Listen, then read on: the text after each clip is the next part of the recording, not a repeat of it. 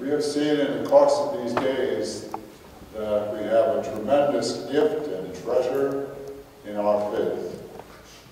But it is our faith that we just don't keep for ourselves, but we try to share that faith with others, because we are Christians. We are followers of Jesus Christ. And Jesus, of course, brought that good news to others. And naturally, we're going to meet opposition, as we have seen. It's not always going to be easy. In fact, sometimes when you invite individuals to come back to the church, they often will be rather negative in their approach, or even be rather rude to you. And it's at those particular times, I believe, that we have to be strong enough to be able to continue to share our faith and keep our faith strong. And that's why I think it's so important for us what we're doing here tonight. Because, as the council documents point out to us, the whole summit and source of our Christian worship has to be the Mass.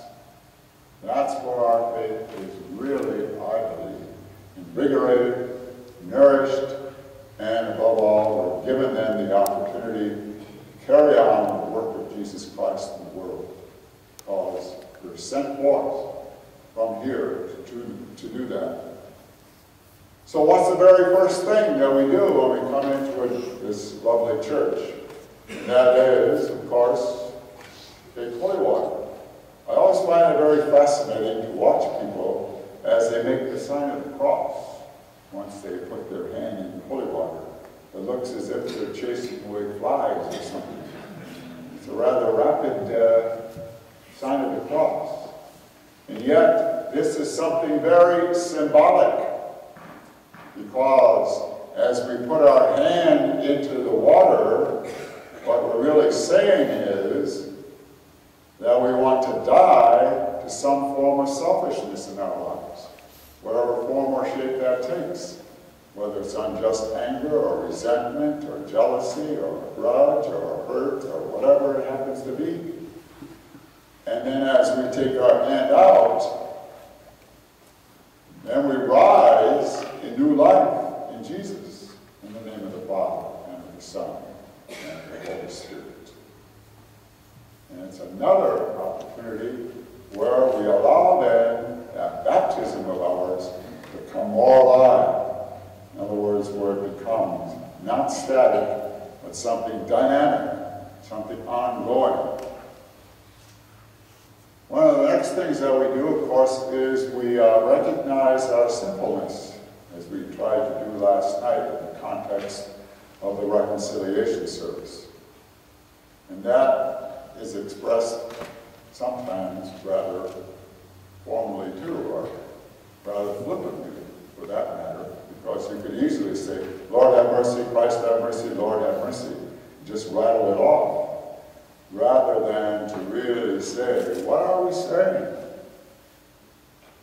Lord have mercy on me, a sinner, that I recognize the fact that I am a sinner, that God more readily forgives me than I often forgive myself, and that if God forgives me, then I should be able to forgive others.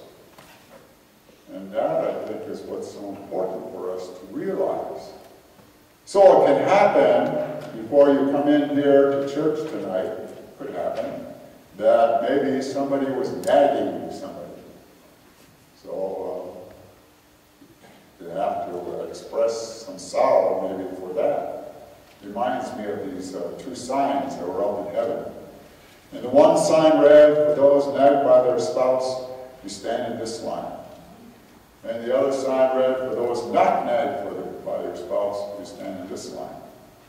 And so Peter comes out for inspection, and sure enough, where it says, for those nagged by their spouse who stand in this line, the line goes on. There's no end. And then, where it says on this side, for those not nagged by their spouse, there's one spouse standing there. And Peter looks at the spouse and says, "What are you doing here, standing all by yourself?" And the spouse replies, "My spouse told me to stand here."